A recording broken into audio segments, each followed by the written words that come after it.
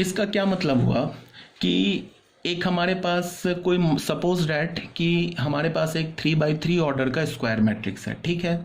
तो तुम उस स्क्वायर मैट्रिक्स में कोई भी रो आप तुम चूज कर लो, या R1 ले लो, R2 ले लो, R3 ले लो, एनी वन ऑफ द 3 रोज, या कोई भी 3 कॉलम्स चूज कर लो, C1 C2 C3। अब करना क्या, मान लो कि तुमने सेकेंड रो चूज किया, तो सेकेंड रो में अगर 3x3 ऑर्डर का तुम्हारे पास मैट्रिक्स है तो सेकेंड रो में 3 एलिमेंट्स होंगे।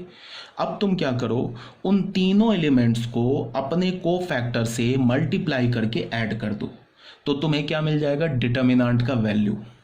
ठीक है, मान लो कि तुमने सेकेंड रो चूज किया, सेकेंड रो की जगह मान लो तुमने थर्ड रो चूज किया, कोई भी रो ले सकते हो, कोई भी कॉलम ले सकते हो। मान लो कि तुमने थर्ड रो चूज किया, अब थर्ड रो में भी 3 एलिमेंट्स होंगे। कौन कौन से एलिमेंट होंगे, A31 A32 A33। तो तुम क्या करो कि थर्ड रो के हर एक एलिमेंट को अपने को फैक्टर से मल्टीप्लाई करके ऐड कर दोगे, तो तुम्हें क्या मिल जाएगा, डिटर्मिनेंट वैल्यू। मान लो तुमने सेकेंड कॉलम चूज किया, तो सेकंड कॉलम में तुम क्या करो, सेकंड कॉलम में भी 3 एलिमेंट्स होंगे, उन तीनों एलिमेंट्स को अपने क्रॉसपॉन्डिंग कोफैक्टर से मल्टीप्लाई करके ऐड कर दोगे, तो फिर तुम्हें क्या मिल जाएगा, डिटर्मिनेंट वैल्यू। मतलब क्या है वो बता रहा हूँ, अब जरा सुनो ध्यान से। एक मैट्रिक्स, मैं जनरल मैट्रिक्स ले लेता हूँ 3x3 ऑर्डर का। मान लो मैंने ले लिया A11 A12 A13 A21 A22 A23 A31 A32 A33। इसमें कितने रोज एंड कितने कॉलम्स है, 3 रोज एंड 3 कॉलम्स है, 3x3 ऑर्डर का है। ये हमारा क्या हो गया, R1 हो गया, ये हमारा क्या हो गया, R2 हो गया, ये हमारा क्या हो गया, R3 हो गया। ठीक है, यहाँ पे हमारे पास क्या है, ये C1, ये क्या हो गया हमारा C2, ये क्या हो गया हमारा C3। अब मैंने क्या बोला कि तुम R1 R2 R3 में से कोई भी एक रो सेलेक्ट कर लो, या C1 C2 C3 में से कोई भी एक कॉलम सेलेक्ट कर लो। मान लो मैंने सेकेंड रो सेलेक्ट कर लिया, ठीक है। अब तुम क्या करो, सेकेंड रो के हर एक एलिमेंट को अपने कोफैक्टर से मल्टीप्लाई करके ऐड कर दो, तो हमें डिटर्मिनेंट ही आ जाएगा। मतलब क्या है, A21 सेकेंड रो का पहला एलिमेंट A21, इसको मल्टीप्लाई कर दिया अपने कोफैक्टर से C21 से, प्लस क्या है दूसरा एलिमेंट क्या, A22, इसको मल्टीप्लाई कर दिया अपने कोफैक्टर से C22 से, प्लस क्या है A23, इसको मल्टीप्लाई कर दिया अपने कोफैक्टर से। तो ये जो वैल्यू मिलेगा ये डिटर्मिनेंट होगा। ठीक है, अब मान लो कि हमने R1 सेलेक्ट कर लिया, तो R1 में क्या एलिमेंट है, A11, इसको हमने अपने कोफैक्टर से मल्टीप्लाई कर दिया। फिर A12, इसको हमने अपने कोफैक्टर से मल्टीप्लाई कर दिया। फिर हो गया A13, इसको हमने अपने कोफैक्टर से मल्टीप्लाई कर दिया। ये भी डिटर्मिनेंट A ही आएगा। फिर मान लो हमने R3 ले लिया, तो R3 का पहला एलिमेंट A31, इसको हमने अपने कोफैक्टर से मल्टीप्लाई कर दिया। A32, इसको हमने अपने कोफैक्टर से मल्टीप्लाई कर दिया। A33, इसको हमने अपने कोफैक्टर से मल्टीप्लाई कर दिया। वैल्यू डिटर्मिनेंट A ही आएगा।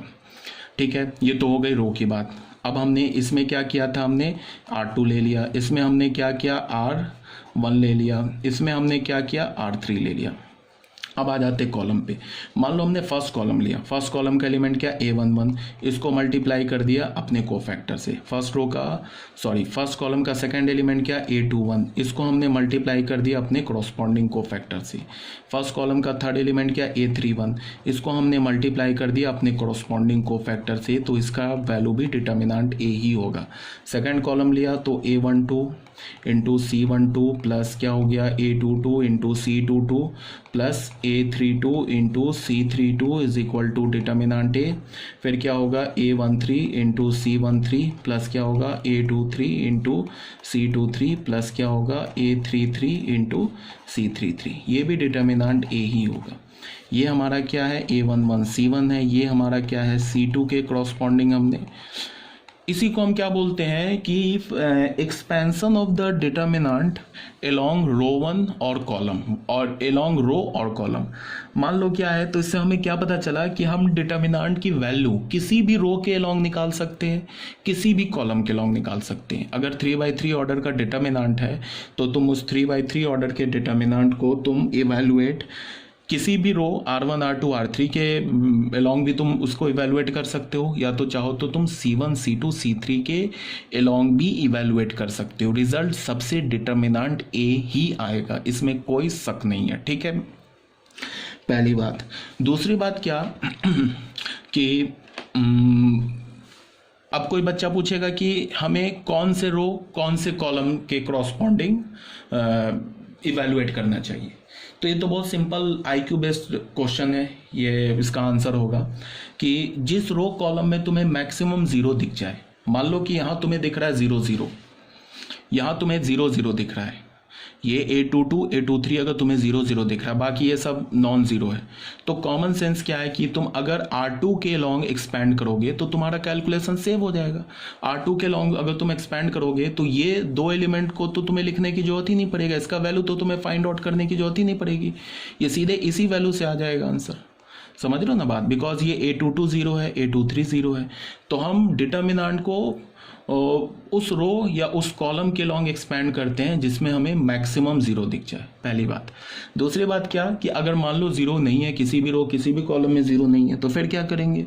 तो फिर वो रो और कॉलम हम चूज कर लेंगे जिसमें छोटे नंबर्स हैं, बड़े नंबर्स नहीं है। या फिर तुम ऐसे करो, इतना दिमाग मत लगाओ, किसी भी रो किसी भी कॉलम के लॉन्ग एक्सपैंड कर लो, रिजल्ट तो सेम आएगा। ठीक है।